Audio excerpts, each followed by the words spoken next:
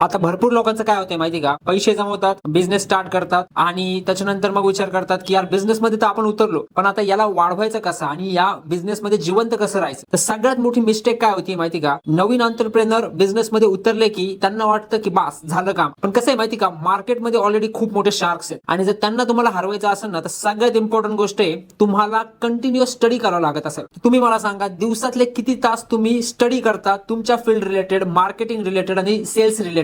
काय होतं माहिती का, जेव्हा मी 2019 ला बिझनेस मध्ये उतरलो का, सेम माझ्यासोबत झालं. मला वाटलं मला सगळं येते आणि मी सगळीकडे फिरायचो आणि मला सक्सेसच भेटत नव्हता. माझ्याकडे ते स्किल्स नव्हते जे एक मार्केटमध्ये टिकण्यासाठी आणि ग्रो होण्यासाठी लागतात. आणि त्याच्यानंतरच मला समजलं की मला कंटिन्युअस कोर्सेस मध्ये इन्व्हेस्ट करणं खूप इम्पॉर्टंट आहे, बुक्स मध्ये इन्व्हेस्ट करणं खूप इम्पॉर्टंट आहे. आज नाही म्हटलं तरी मी आणि माझा पार्टनर दिवसाला अर्धा ते 1 तास आमचा स्टडी असतो. आता हे पुस्तकं बघा, आमच्याकडे इतके पुस्तक आहेत ना मार्केटिंग आणि सेल्सचे रिलेटेड, या पुस्तकाचे वाचून वाचून आमचे पार पानं बाहेर निघाले. त्याच्यामुळेच जर 2 दिवसापूर्वीची जर रील माझी तुम्ही पाहिली असेल, तर त्या रील मध्ये मी बोलतोय की 30,000 40,000 फोनवर कसं विकायचं. आता ते मी कुठे शिकलो? ऑफकोर्स मी त्या गोष्टीचा स्टडी केला. माझ्याकडे व्हिडिओ लेक्चर्स आहेत 10-10 15-15 जीबीचे. त्यातलं एक एक लेक्चर मी 7-7 वेळा पाहिलेलं आहे, त्याचे नोट्स घेतलेले आहेत आणि त्याचं प्रॅक्टिकल इम्प्लिमेंटेशन मी केलेलं आहे. जर तुम्ही वाचलंच नाही तुमच्या फील्डमध्ये काय चालू आहे, जर तुम्ही स्टडी नाही केला, लॉंग फॉर्म व्हिडिओ नाही पाहिले ना, तर तुम्ही ग्रो होऊ शकणार नाही. तुम्ही एकाच जागी अटकून राहाल. कंटिन्युअस लर्निंग झालीच पाहिजे मित्रांनो.